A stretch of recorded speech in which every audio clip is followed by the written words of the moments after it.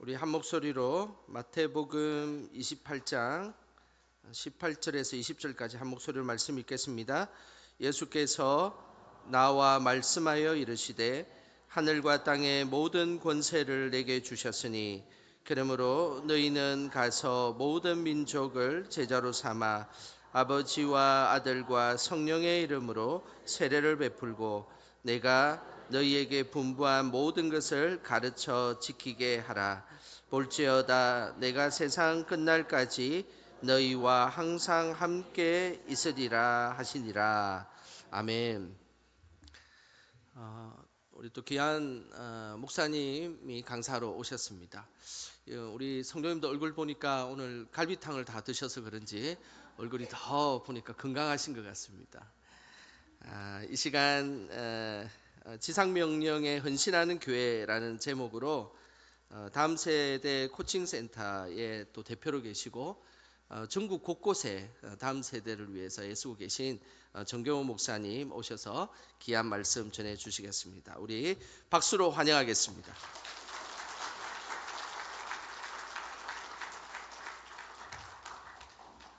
안녕하세요.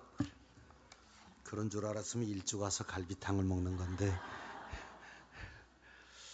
네, 그냥 보통 밥 먹는 줄 알고 오다가 먹었습니다. 네, 목사님도 그걸 자랑을 하시더니 엘리베이터 타니까 모든 분들이 자랑을 하시네요. 성가대원이 그거 먹었더니 그냥 발걸음이 그냥 떨어지고 소리도 잘 올라간다고. 네, 오늘 그 누가 베푸셨는지 아주 보람 있으시겠습니다. 평소보다 100명이 더 먹었대네요. 네. 밥이 떨어져서 뭐 햇반 공수하고 뭐 야, 참 오늘 저 축제네요, 축제. 잔치를 하셨네요. 교회는 늘 잔치하면 좋겠습니다. 네. 교회 와서 막 인상 찌푸릴 일은 없었으면 좋겠어요. 세상 사는 것도 어려운데 교회까지 와서 인상을 쓰고 막 그럴 필요 없잖아요. 교회 오면 그냥 깔깔거리고 웃고 뭐 그러다가 아유 집에 가기 싫으네 뭐 저녁까지 먹고 막 이렇게 그러면 참 좋을 것 같아요. 그 어느 바닷가에 되게 풍랑이 자주 일어났다 그래요. 그러다 보니까 그 바다 앞에 앞바다에서 자꾸만 조난 사고가 일어나기 시작했습니다. 마을에 사는 사람들이 그 모습을 보고 참 마음이 안타까웠어요. 우리가 사는 앞바다에서 자꾸 조난 사고가 나고 사람들이 죽고 하는 걸 보고 마을 사람들이 회의를 한번 했습니다. 그리고 이렇게 결의를 했어요. 우리가 이 바다를 잘 아니까 혹시 조난 사고가 났다는 그 소식이 들리면 우리가 구조선을 하나 띄워서 빠진 사람들을 건져내기로 그렇게 결의를 했습니다. 뭐 바닷가에 사는 사람들이 다 평생 바다에서 먹고 살던 사람들이라 뭐 이거는 너무나 잘하거든요. 그러니까 그들이 이제 구조선을 하나 준비를 하고 이제 연락이 가면 다 나와서 이제 바다에 가서 사람들을 건져내는 일을 하기 시작했습니다. 근데 정말 그 일을 잘하다 보니까 살아나는 분들이 많았어요. 소문이 나기 시작합니다. 여기저기서 나도 그 구조팀에 들어가고 싶다. 그런 분들이 나타나기 시작했고 어떤 분들은 내가 건강상 그걸 하기는 어려운데 수고하는 분들 내가 밥값이라도 좀 내고 싶다. 그래가지고 이제 후원금도 오기 시작하고 일이 커지기 시작했어요. 많은 사람이 모이고 일이 커지니까 사람들이 이걸 좀 잘하고 싶은 열심에 구조위원회를 하나 정식으로 이제 발족을 시킵니다. 그러다 보니까 야 우리가 모임도 하고 회의도 하고 이래야 되니까 뭔가 건물도 필요하다 싶어서 바닷가에다가 구조센터도 하나 건축을 했습니다. 점점 멋있어졌죠. 근데 어떤 일인지 그 바닷가에 건물이 세워지고 그 이후로부터는 배를 띄우는 일이 자꾸 없어지는 거예요. 사람을 구조하던 그 사람들이 모여서 친교하는 일에 매달리기 시작해요. 그리고 그 건물에서 맨날 회의가 열립니다. 그러니까 정작 사람을 살리기 위해서 바다에 나가야 될 사람들이 결국 이 센터에 모여서 회의하고 같이 친교 프로그램하고 이러다가 시간과 정열을 다 낭비하게 되고 다시 그 바닷가는 사람들이 죽어가는 바닷가로 변하기 시작했습니다. 그러니까 가장 본질적인 일이 뒷전에 밀리고 시간이 가면서 부수적인 일들로 시간과 재정을 사용하면서 우리가 왜 이것을 만들었는지를 잃어버리는 그런 일들이 생겼다고 합니다. 인간들이 하는 일 가운데 이와 같은 경우의 일들이 참 많습니다. 참 중요해서 시작했는데 시간이 가면서 그 중요한 본질적인 일은 뒤로 밀려버리고 다른 것이 더 앞장서 버리는 얘기죠. 그 대표적인 것이 부부 관계예요. 부부는 왜 결혼했을까요? 너무 오래돼서 기억이 안 나시나요? 응? 그냥 아버지가 가라 그래서 갔나요? 어쩌다가 눈 맞았어요? 뭐 그런 경우도 있겠지만 대부분은 사랑해서 결혼을 합니다. 데이트하다 보니까 감질나고 저녁에 헤어지는 거 싫고 그래요 우리 평생 그래갖고 경상도 사람들에게 툭 하면 그냥 내 아를 낳아도 그래갖고 이제 결혼을 했어요. 사랑하기 때문에 한 거예요. 근데 막상 살아보니 어떠세요? 네, 그분이 그놈이 되죠. 예, 그 책 제목이에요. 그대일까 그놈일까. 이상하지 않습니까? 사랑하려고 결혼했는데 왜 살면서 점점 그 사랑은 자꾸 사라져가고 서로 불편해하고 딴방을 쓰기 시작하고 우리나라는 이혼율이 50%가 넘어가는 나라가 됐습니다. 그러니까 더 잘 사랑하려고 결혼했는데 그 본질이 사라지고 딴 일이 우리 앞을 가로막고 관계가 나빠지는 거죠. 자식을 낳았을 때는 어떠셨어요? 태어날 때부터 아주 왼수였습니까? 그런 일이 없죠. 애기 태어나면 얼마나 예쁘게요. 그냥. 그놈이 똥을 싸도 예쁘고 막. 저도 저 아이 낳아 보니까 태변이 나오는데 까만 똥이 나오더라고요. 근데 이게 더러운지도 모르고 치웠네요. 내 새끼 똥은 냄새도 안 나. 물론 이유식 하기 전입니다. 이유식 하면 이제 예. 근데 그놈이 언젠가부터 이제 학부모한테 직접 들은 얘기예요. 그놈의 새끼가 할 일 없이 잠만 쳐자고 똥만 싼다고 막. 아주 왼수라고 막. 그리고 꼭 뒤에 한마디 붙여요. 지혜비를 닮아서. 뭐 못된 건 다 지혜비를 닮았어요. 근데 왜 딸이 왜 갑자기 왼수가 되죠? 이 본질이 사라진 거예요. 근데 혹시 교회도 그렇지 않을까요? 교회도 원래 세워진 목적이 있었어요. 예수께서 내 교회를 세우리라 라고 말씀하시며 승천하신 이후에 예루살렘의 첫 번째 교회가 세워질 때 그때 하나님의 디자인이 있었어요. 교회를 향한. 또 대부분의 교회가 개척을 하고 처음 설립이 됐을 때 정말 뜨거운 열정으로 사람들이 그 교회를 하나하나 세워갑니다. 뭐 이렇게 막 좋은 건물과 이런 시설이 될 때까지 수십 년의 세월에 많은 헌신자들이 헌신을 통해 이 교회가 세워졌을 거예요. 근데 교회는 왜 세워진 겁니까? 더 본질적 질문하면 교회는 뭐죠? 네, 여러분은 교회를 뭐라고 생각하세요? 아침에 집에서 나오면서 교회 갔다 올게 이렇게 얘기하면서 교회는 뭐라고 생각하고 말을 하신 건가요? 하나님의 몸. 네. 아주 멋진 답입니다. 하나님의 몸. 네. 또 다른 정의가 있을까요?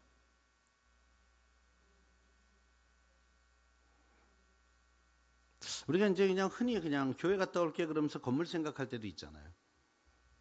건물은 교회입니까? 하나님은 어디나 계시는데요? 하나님 여기만 계신가요? 그렇지는 않아요. 하나님은 무소부재하세요. 어디나 계세요.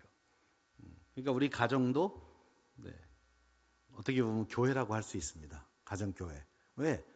거기에 하나님이 임재하시고 하나님을 믿는 사람들이 거기서 예배한다면 그건 한 교회죠. 그걸 이제 가정교회라고 부르죠. 저는 유치부도 교회라고 생각합니다. 유치교회죠. 영화부도 교회죠. 영화교회예요. 염광교회 안에 있는 영화교회죠. 청소년교회. 다 교회죠. 그러니까 개신교회는 아주 오래전부터 교회를 이렇게 정의했어요. 교회란 예수 그리스도를 나의 구세주라고 고백하는 사람들의 모임. 이 가장 기본적인 교회에 대한 정의예요. 신학교에서 교회론을 한 학기 동안 배우는데 정말 교회에 대한 각종 이론이 많더라고요. 아주 시험 보기만 어렵게.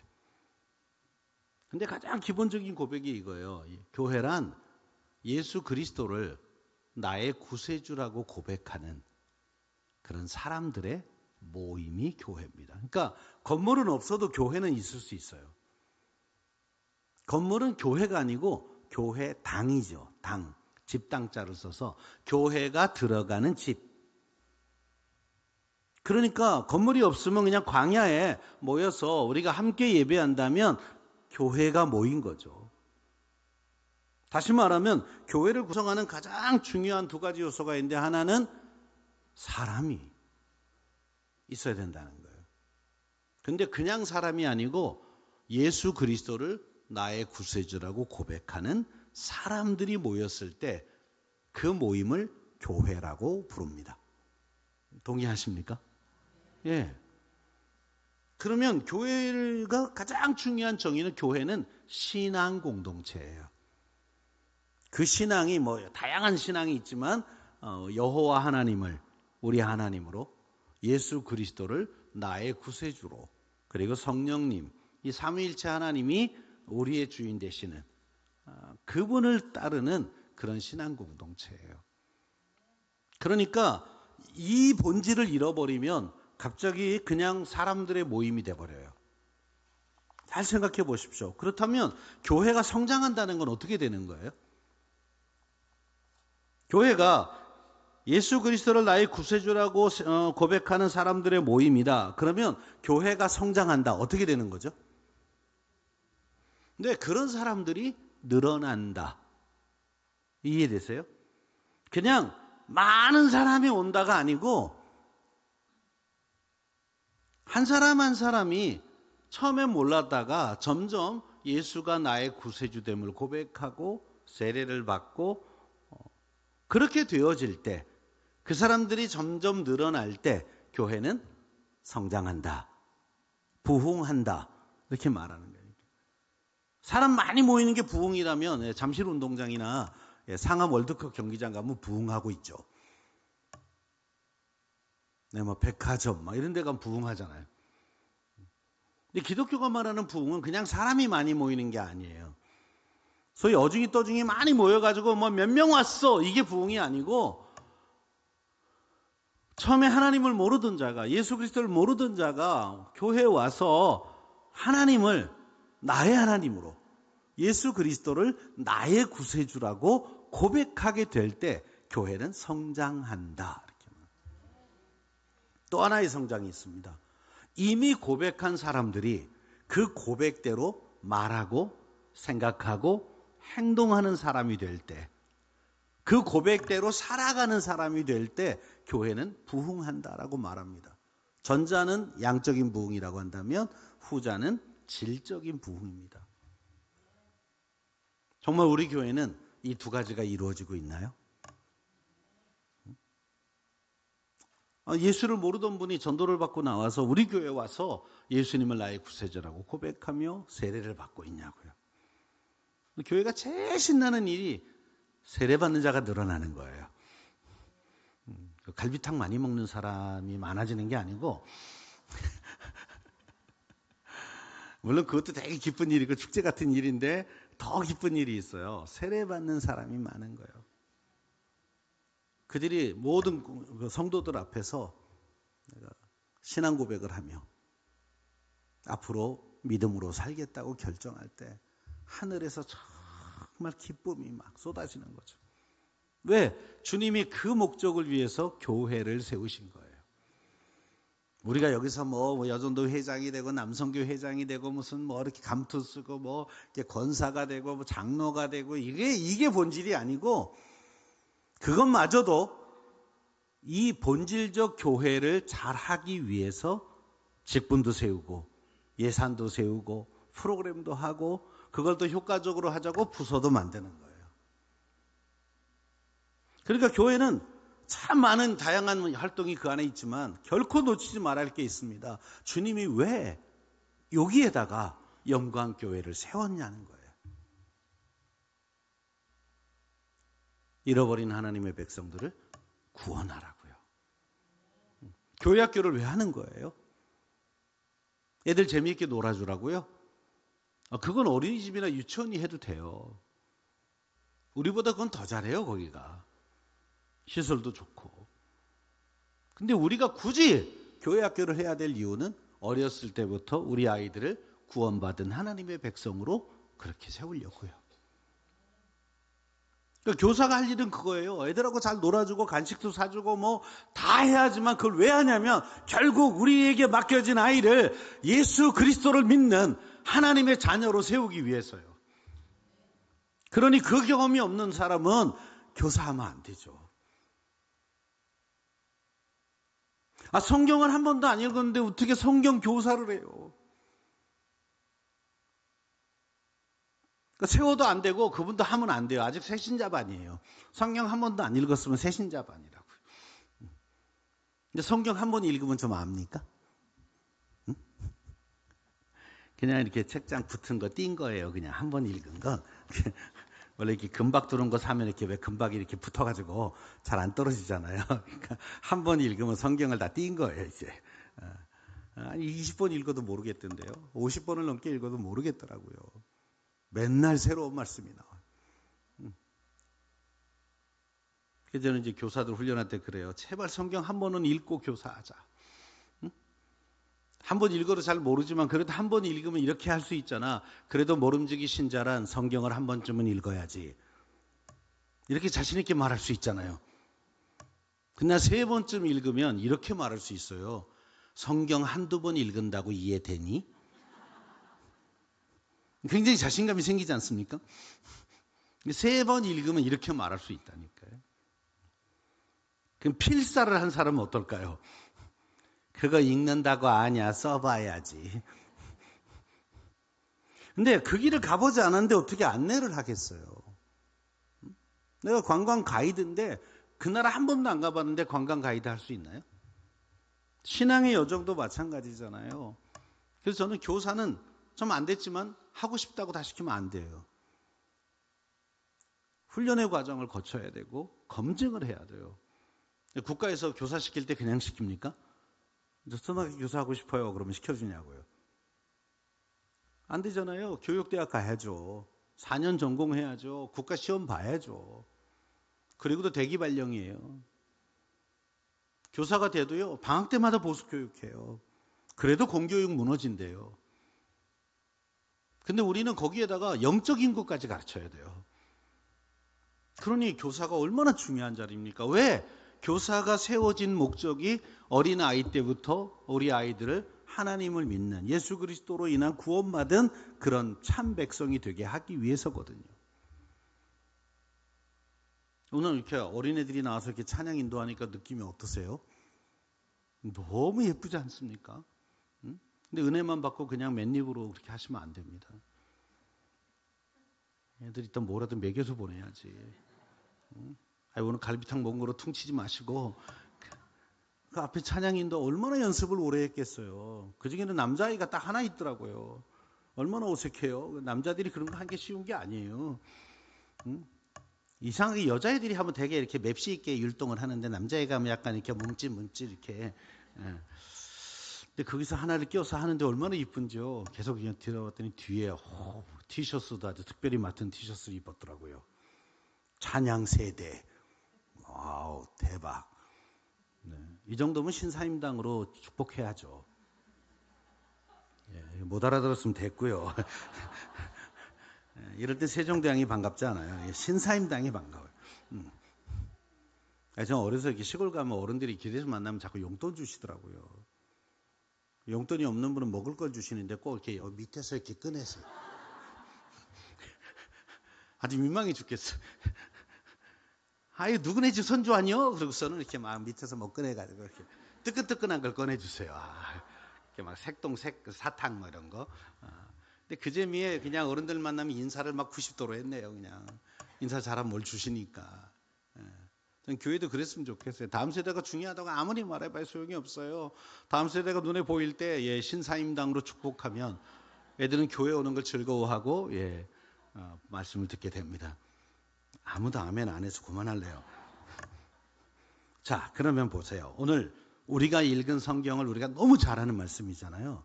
많은 분들이 암송하는 말씀이고 흔히 이거를 지상명령이라고 말합니다.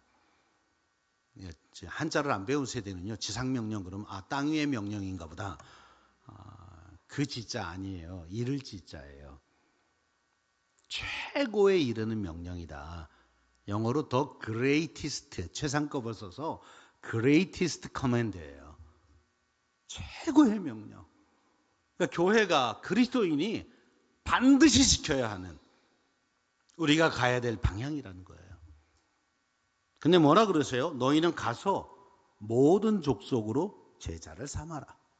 모든 민족으로 제자를 삼아라. 가서 건물 지어라. 조직을 만들어라. 그런 뜻이 아니에요.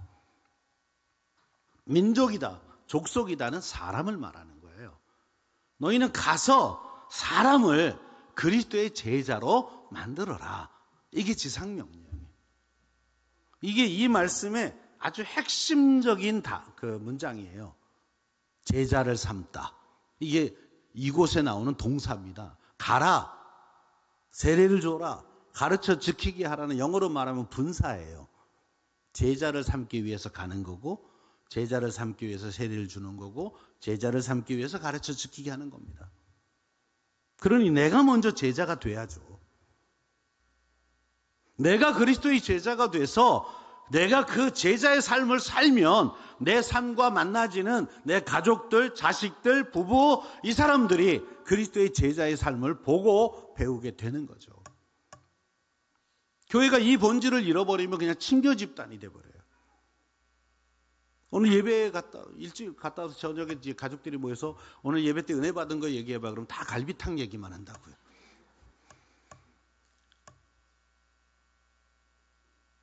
아니, 갈비탕 먹는 게 나쁘다는 뜻이 아니에요. 좋은 건데 그게 메인이냐고요. 오늘 예배를 통해 만난 하나님 이야기가 있어야죠. 그 하나님과의 관계가 있으면 정말 찬송가 한 가사가 다르게 들리잖아요. 내가 그 고백을 하는데 눈물이 나잖아요. 응? 체험 없는 사람이 부르면 이렇게 재미없는 노래가 없어요. 트로트가 낫죠. 응? 요새 유지유가 낫잖아요. 응? 알아들으신 분은 열심히 지금 목요일 밤에 지금 심야 기도회를 하고 계신 분들이 있어요. 제가 1시 돼서 끝나더라고요. 아니, 오히려 트로트 가사가 훨씬 더 마음에 와서 닿지 않으세요? 그 인생이 녹아 있잖아요, 대중가요는. 그 딱 듣고 있으면 내 경험도 막 떠오르고 막 아픔이 막 공존되면 같이 울고 막. 근데 찬송가도 그러냐고요. 찬양의 고백이 내 고백이냐고요. 그러면 그 찬양 한 곡으로 정말 예배 시간에 은혜를 경험해요. 아니, 그걸 우리 자녀들에게도 경험시키고 있느냐고요. 젊은 엄마 아빠들이 교회 애들 데리고 와서 애들이 막 시끄럽게 떠들고 그러면 얼른 핸드폰을 주면서 뽀로로를 틀어주고 이거 보고 있어 그래요. 소음 방지에는 도움이 되는데요. 저 아이가 교회 와서도 뽀로로를 보다 가야 되나? 신자가 될까요? 저는 제가 개척교회를 3번 했는데 잠옷실이 없었어요. 잠옷실에다 넣어놓으니까 예배가 안 되더라고요. 거기서 예배 안 되는 애들끼리 모아놓으니까 이제 딜이 떠들이고 막 엄마 아빠는 그거 그냥 챙기기 바빠갖고 엄마 아빠 신앙이 다 떨어져 버려요. 그래서 이 앞에다가 전기장판 깔아주고 그 어린애들 다 여기 앉아서 예배드리라 그랬어요. 똥 싸도 괜찮다 막. 우유 먹이면서 예배해도 된다. 여기 다 앉아라. 누워 있을 때는 괜찮았어요. 걔가 조금 크니까 기어다니기 시작해요. 조금 있으면 뛰기 시작하네.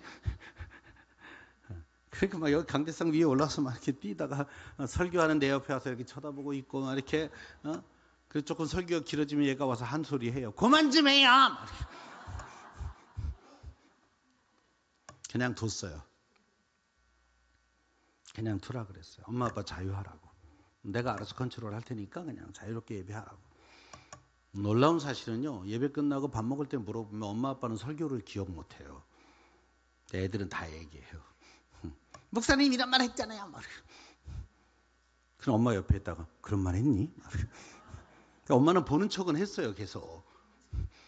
분명히 절 쳐다봤는데 머릿속에 지금 딴 생각을 한 거죠. 애들은 딴짓하는 것 같았는데 다 듣고 있더라고요. 예배 끝나고 나면요, 예배 때 불렀던 찬송을 애들이 중얼중얼 따라해요.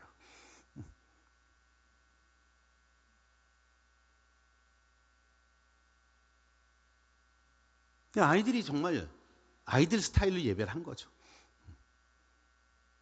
저 중고등부 예배 가보면 요새 애들이 다 이렇게 시체처럼 앉아 있어요. 좀비가 온 줄 알았어요. 뭐 이렇게 뇌는 집에다가 안식하시고 이렇게 뇌 없이 와서 이렇게 아무 의욕도 없이 서로 친하지도 않고 막 이렇게 웃는 거 보니까 이 교회도 좀 비슷한가 봐요.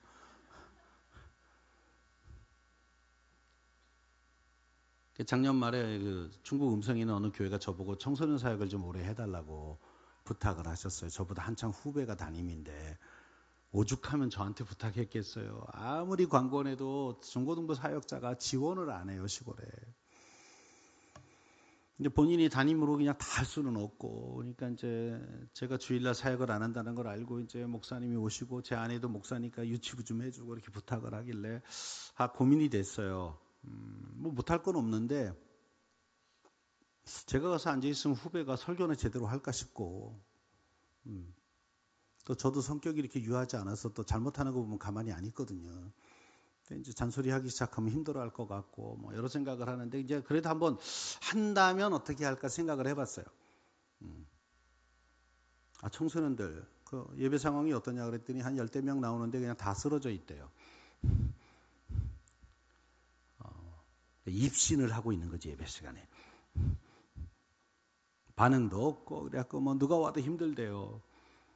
근데 왜 나보러 오라는 거야? 뭐 이렇게 말하고 싶지만 살려놓으라고. 그래서 그럼 애들하고 어떻게 할까 생각을 하다가 그래, 겨울 수련회를 1월 초에 가자. 그래서 그랬어요. 지원은 잘할 수 있냐고. 그랬더니 그러겠대. 그러면 3박 4일 동안 제주도 간다. 애들하고 가서 예배 한 번도 안 드리고 올 거다. 그냥 놀다 올 거다. 그냥 보드게임하고 뭐 댄스 경연대회 하고 나가서 먹방하고 막 그냥 카페 가서 앉아서 먹고 그냥 3박 4일 동안 살 5kg씩 쪄가서 올 거다. 왜냐하면 그래야 애들이 친해져요. 친해지면 시끄러워져요. 교회도 일찍 와요. 보고 싶은 사람이 있으면 일찍 와요. 근데 보고 싶은 사람이 없어. 그래갖고 주차장에 이렇게 주일날 보면 애들이 차에서 끌려 나와요. 이렇게. 엄마 한 판만 더. 막. 우리 애들은 주차장에서 뛰어 들어옵니까? 끌려 나옵니까? 한번 다음 주부터 한번 보십시오. 끌려 나오나. 근데 어쨌든 아이들이 예수 그리스도를 나의 구세주라고 고백하려면 그게 한 번 설교를 들어서 되는 일은 아니잖아요. 여러분은 그렇게 한 번 설교 듣고 확 변하셨나요? 그렇지 않아요. 그리고 여러분이 중고등부나 아동부 다닐 때, 교회학교 다니실 때 그렇게 믿음 좋으셨나요? 그때는 재밌어서 왔어요. 썸 타서 오고. 이쁜 여학생이 있어야 부흥이 있잖아요. 근데 그 아이가 그 지 때문에 이렇게 가다 보니까 그래도 말씀의 은혜를 조금씩 듣다가 신자가 되기 시작해요. 네, 그래가지고 목사 된 애가 하나 있는데 그게 저예요. 친구가 문학을 오라 그래서 할 수 없이 갔는데 첫 순서에 너무 예쁜 애가 나오더라고요. 그때 성령의 음성을 들었잖아요. 오라, 내게로 오라. 내가 너에게 썸씽을 주리라. 그 다음날 제가 스스로 등록해서 열심히 예배 시간에 걔 어딨나 찾았더니 성가대 서고 있어서 저 그날 성가대 들어갔어요. 예수와 아무 상관없었는데 교인들은 저를 칭찬했다니까요. 오자마자 열심히 충심하다고만. 근데 그 여학생이 그냥 모든 모임에 다 가는 애였어. 관심을 살려고 다 따라다니다가 저 신자 됐어요. 걔가 수련회도 간다 그러니 나도 가야 되겠고, 토요집회 간다 그러니 나도 가야 되겠고, 열심히 따라다니다 보니까 그래도 듣는 게 있더라고요. 그래서 6개월 만에 저 고등부 임원 됐어요. 중3 때 갔는데. 형들도 오해한 거죠. 저놈이 진짜 열심히다. 오자마자 성가대하고 막 모든 모임에 다 나온다. 그래갖고 그냥 저런 애 임원 시켜야 돼. 그래갖고 저 6개월 만에 고등부 임원 되고, 원래 고2 때 되는 건데 고1 때 됐어요. 그리고 3년 뒤에 그 성가대 지휘자 됐어요. 음악 전공 아닌데. 성가대에서 열심히 하면 그 여학생이 저를 쳐다볼 줄 알고 지금은 제 친구 아내가 됐습니다. 볼 때마다 그때 과거가 생각나요. 한 번은 고백을 했어요. 내가 너 때문에 구원받았다. 너 때문에 시험에 빠졌어. 막. 그때 뭔 얘기냐. 천국 가서 얘기하자. 지금 얘기하기는 좀 곤란하다. 서로에게 배우자가 있기 때문이다. 근데 그런 방법으로 하나님이 저를 부르셨다고 저는 지금 생각하거든요. 막 사형리 들이대고 그랬으면 안 했을 거예요. 근데 예쁜 여학생이 복음으로 가는 터널이더라고요. 아니, 전 그래서 애들하고 사역할 때 그냥 재밌게 해줘요. 설교 시간에 조는 꼴을 못 보겠어요. 사실 우리가 제자 삼기 위해서 제일 먼저 뭘 해야 된다 그래요? 오늘 본문은? 가라 그러잖아요. 여러분, 교회는 사람을 기다리는 곳이 아니에요.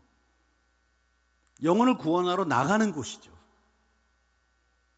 매주일 예배가 끝나면 여러분 세상으로 파송되는 겁니다. 가서 내 삶 속에 만나는 모든 자에게 내 삶이 복음이어야 한다고요.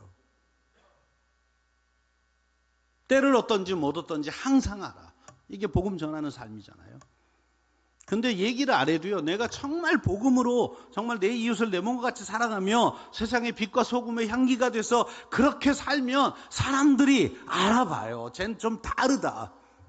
아, 저 사람은 정말 다르네. 처음에는 나랑 다른 게 재수 없으니까 뭐 이상한 말들을 해요. 근데 지켜보고 저거 진짜네. 그럼 그 다음부터는 태도가 달라져요.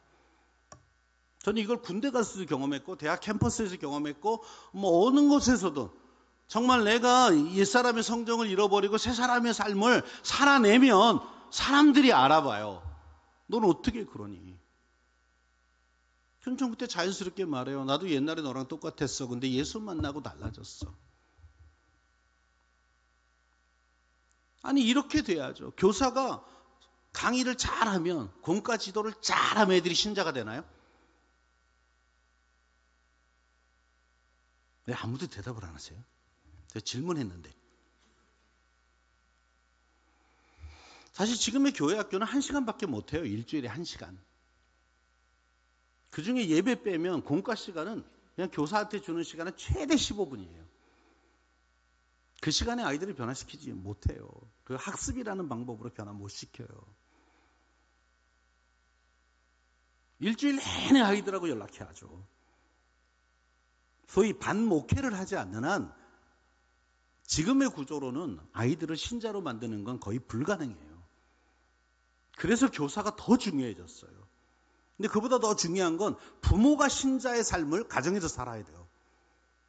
애들이 집안에서 엄마 아빠가 신앙생활하는 걸 보고 자연스럽게 원래 저렇게 하는 건가 보다 하고 따라와야 돼요. 아이들은 부모의 등을 보고 배운다 그러잖아요. 아, 저럴 땐 기도하는 거구나. 이거를 이론으로 가르치는 게 아니라 그냥 엄마 아빠가 하는 걸 보면 자연스럽게 아이들도 밥 먹을 때 되면 숙이고 기도한다니까요. 어려운 일이 생기면 엄마 기도해줘 그래요. 왜?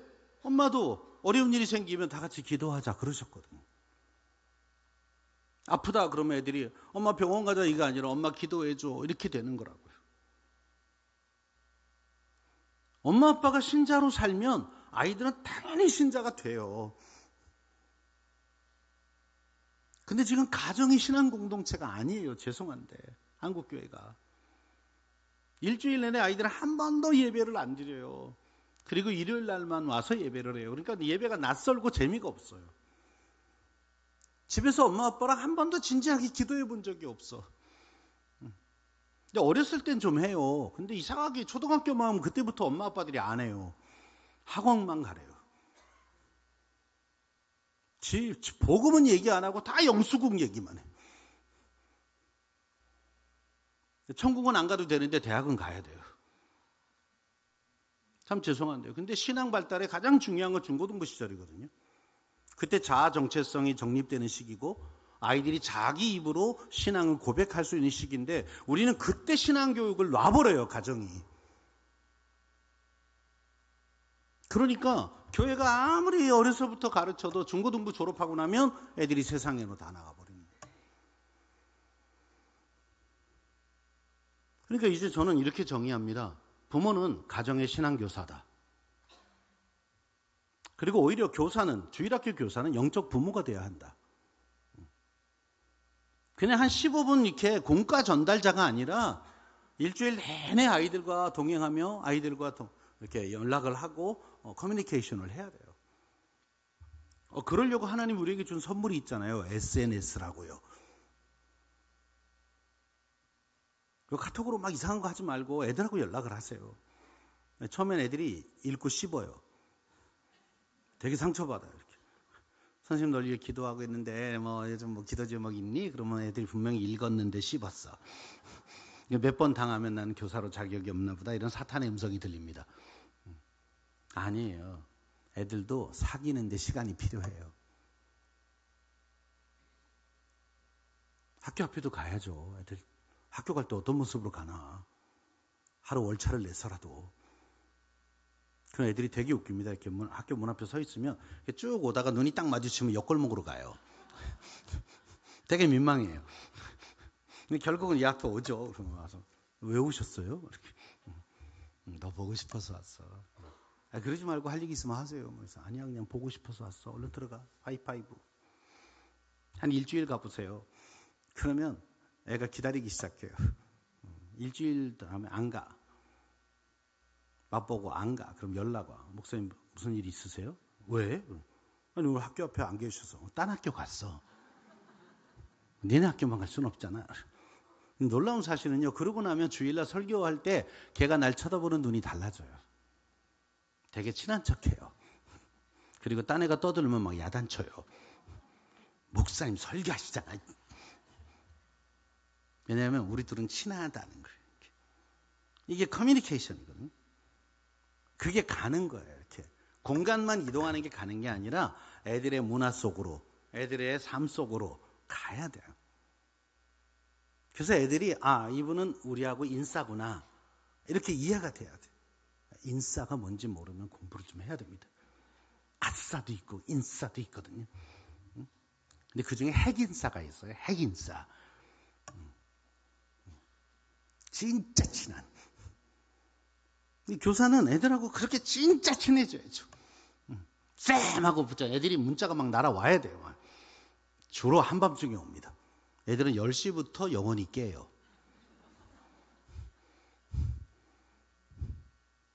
다음 세대 사역하는 사람은 그래서 핸드폰 꺼놓고 자면 안 돼요. 애들이 중요한 얘기는 다 밤 10시 이후에 해요. 청년들도 그래요.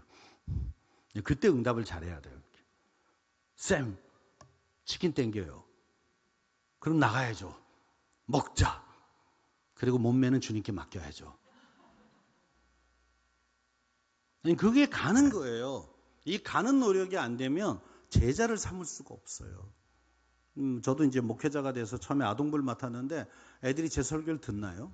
어떻게 하면 듣게 할까 하고 가만히 보니까 애들이 그때 제일 좋아하던 만화 영화는 은하철도 999였어요. 그 노래 다 아시죠? 기차가 어둠을 헤치고 은하수를 건너면 그런 애들이 다 기다리고 있어. 후렴 부르려고. 힘차게 달려라. 예, 그 뒤로 많은 게 나왔죠. 하늘에서 나타난 아이들이 원더우먼. 전 그 짓을 시켰어요. 예배 시간에. 그리고 전 분장하고 나타났죠. 메텔 복장으로. 다 지금 안 믿어지는 표정이세요. 저 몸매로 메텔을 말이에요. 그때 날씬했어요. 그럼 맨날 매태를 할 수 없으니까 가끔은 기관사도 하고 처리도 하고 이러다가 또 새로운 만화 영화 나오면 또 바꾸는 거예요. 막 예? 아톰도 하고 막. 그럼 아톰은 이렇게 날아갈까요? 이렇게 날아갈까요? 다 틀렸어요. 이렇게 날라요. 애들하고 이런 짓을 했어요. 이랬어요. 아톰이 이렇게 나르잖아요. 듣고 보니까 그렇죠? 그럼 많이 짱가 나오죠. 뭐 원더우먼 나오죠. 다 분장하는 거예요. 그냥 막. 그리고 뭐 뾰로롱 뭐 이런 것도 하고 이렇게 정의의 이름으로 심판한다. 막 여자 복장으로 해야 돼요. 그거 짧은 치마 입고. 공준우회로 노래 나왔을 때는 여자 드레스 입고 나가서 설교했어요.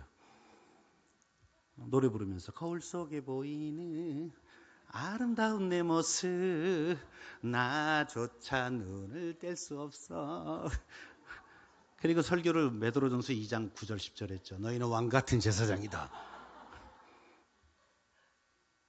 너희는 하늘나라의 왕자다. 애들은 그 설교를 안 잊어먹죠. 그때 제자는 지금 만나도 그 얘기를 해요. 그때 섹시했다고. 심지어 그거는 제가 고등부에 처음 부임하던 날 그랬어요.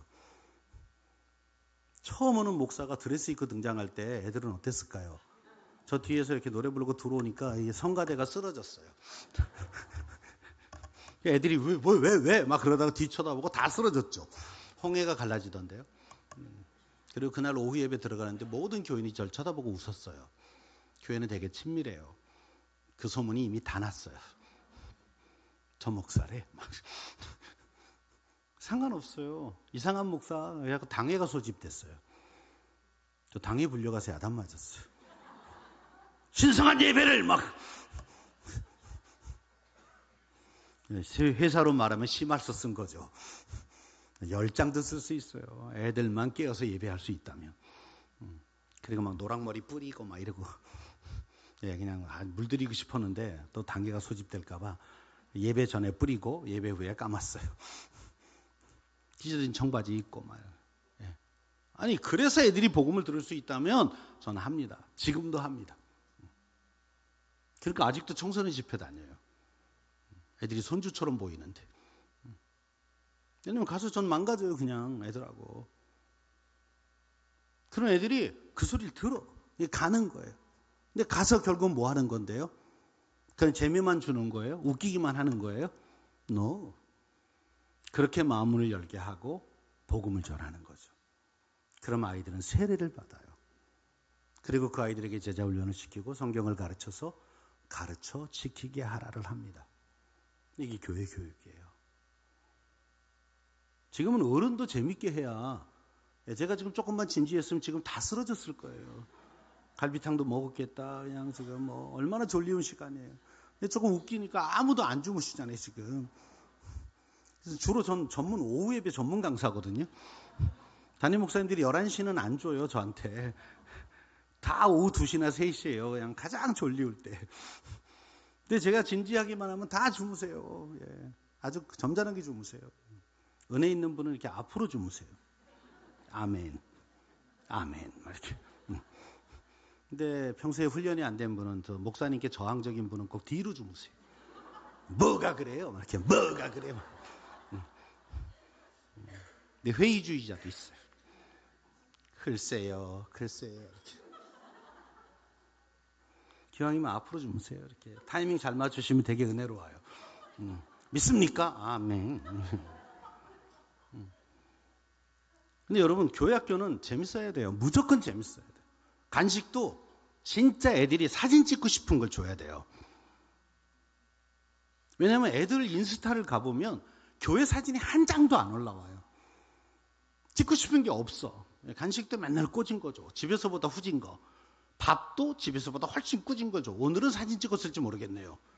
헐, 레알? 막 이러면서 우리 교회 역사상 처음 내 15년 평생 처음 그래가지고 갈비탕 실화냐 이렇게. 근데 예를 들면 1인 1닭을 주면요. 간식이 오늘 1인 1닭이야. 그것도 프라닭으로. 동네 통닭 말고 애들이 좋아하는 브랜드로 오늘 1인 1닭. 애들이 벗기 전에 야 손대지 마 그리고 사진부터 찍어갔다. 그리고 우리 교회 수준 막 이렇게 우리 레벨 막 이래가지고 인스타에 올라가면 애들이 댓글을 답니다. 진짜냐? 니네 교회 가면 1인 1닭 주냐? 그럼 애들이 뻥치기 시작해. 우리 매주 준다 막. 아니 그러면 궁금해서라도 한번 와보지 않겠습니까? 진짜냐 말. 원래 치킨은 찢어 먹는 게 아니에요. 아니요, 그냥 하나를 통으로 먹는 거죠. 아니 한 마리 주고 넷이 먹으라니 이게 천국입니까?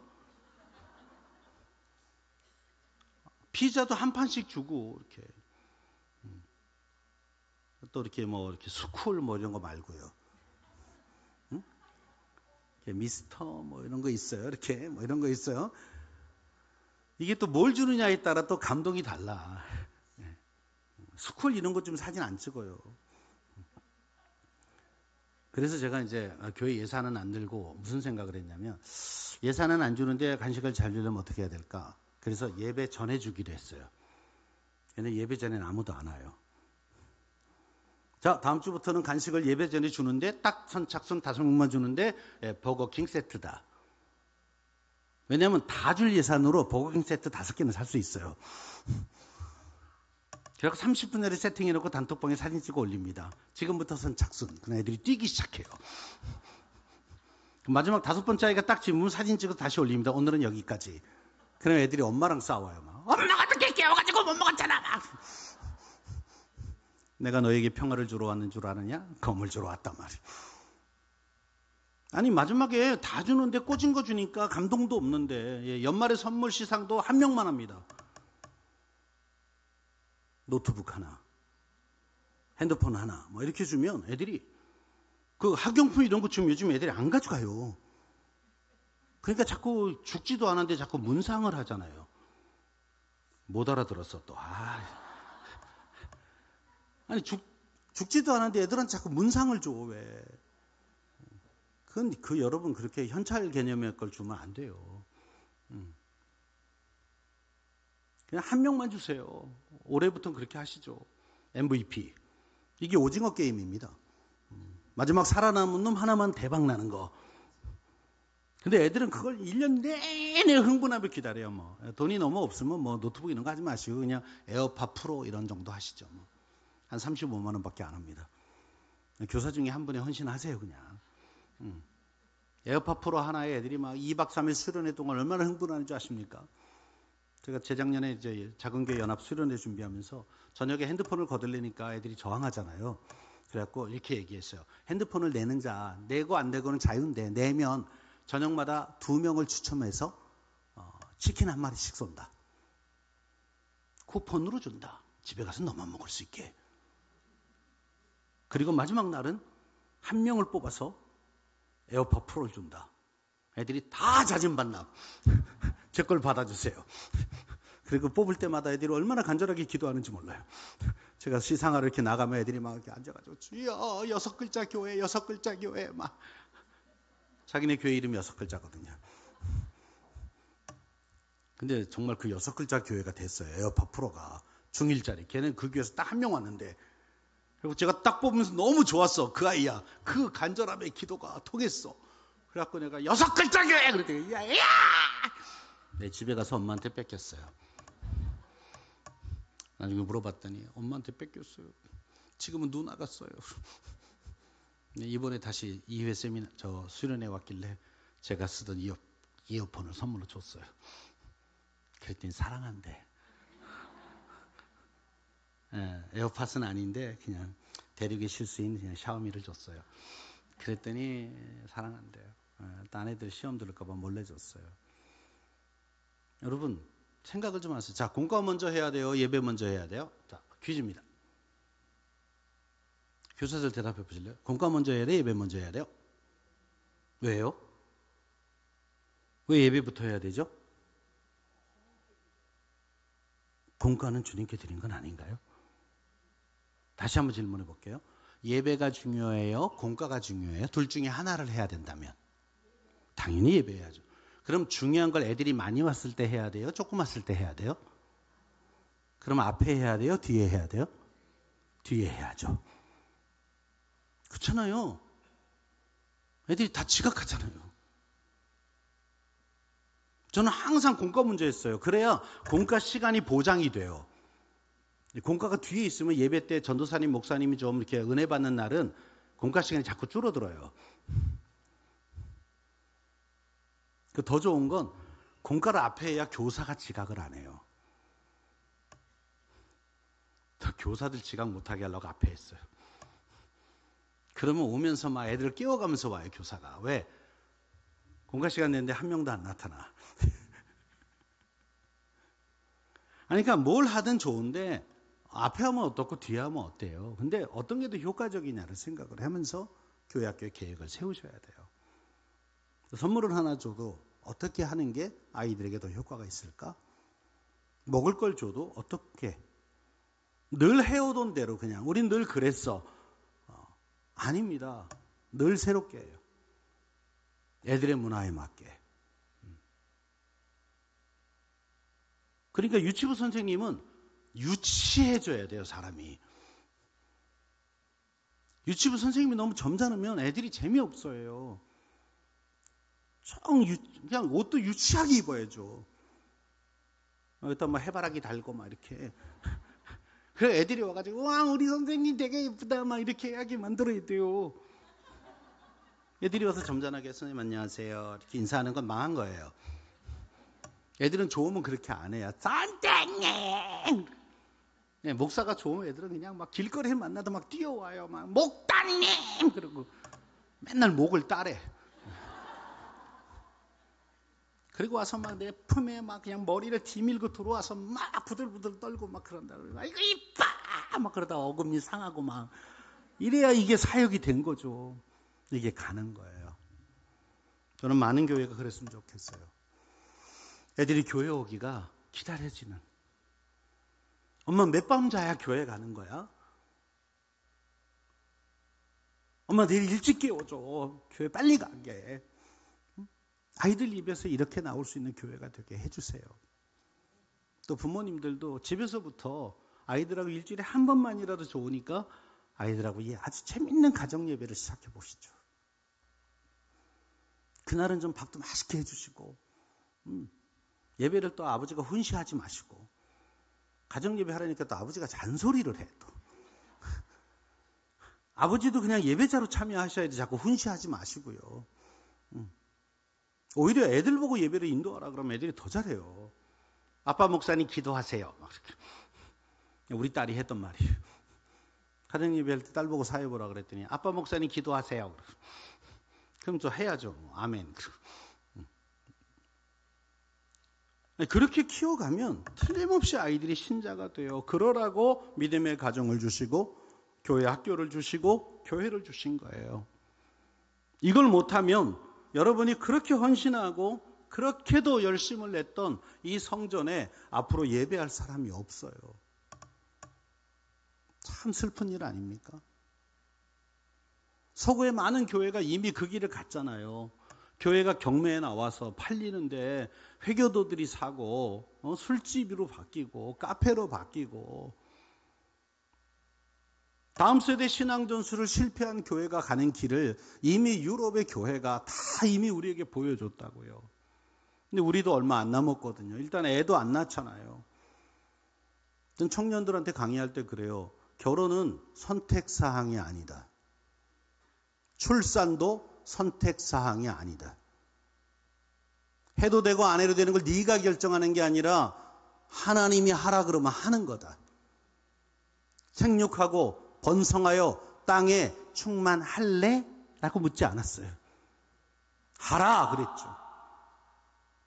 그러니 결혼은 사명이고요. 출산도 사명이라고요. 근데 자꾸 페미니즘에 속고 세상에 속아서 그걸 내가 결정해도 되는 줄 아는 게 그게 지금의 문제거든요. 성경의 명령으로 나온 걸 왜 우리가 선택해요? 그러면 신자가 아니죠. 그걸 어려서부터 가치관으로 가르쳐야죠. 부모도 확신을 가지고. 뭐 교육비가 많이 들어요? 과외 안 보내면 되는 거예요.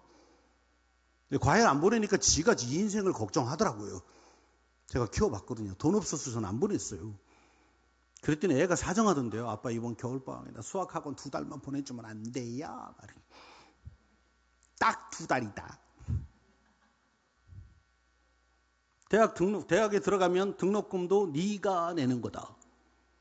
그런데 첫 번째 것만 아빠가 준다. 장학금을 받으면 첫 번째 등록금을 여행 경비로 주마.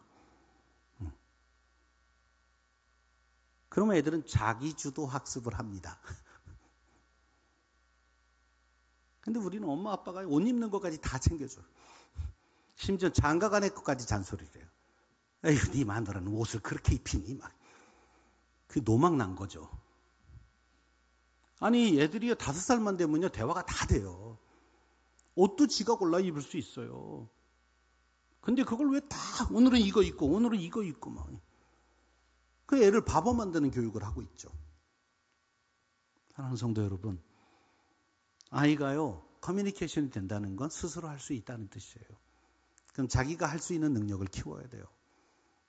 뭐 입을래? 어제 저희 집은 영하 19도였거든요 아침에. 근데 그런 애한테 이제 뭐 입을래? 그럼 애가 처음에 경험이 없으니까 이렇게 여름 옷을 입고 와요. 엄마 이게 이쁘지? 얼어 뒤질려고 그러냐? 이렇게 야단치지 말고 그냥 창문을 조용히 여세요. 밖에는 이렇게 추운데 그거 입어도 괜찮을까? 이렇게. 그럼 애가 막 엄마 너무 추워. 그러면 어떻게 하면 좋아? 이렇게 물어보면 되잖아요. 따뜻한 옷을 입을래요? 그럼 다시 골라와 볼래? 그럼 애가 따뜻한 옷 입고 아이고 잘 골랐네. 그리고 그것만 입으면 될까? 이렇게 물어봐 주면 되잖아요. 그렇게 일주일만 훈련하면요. 그때부터 애는 자기가 다 옷을 골라 입습니다.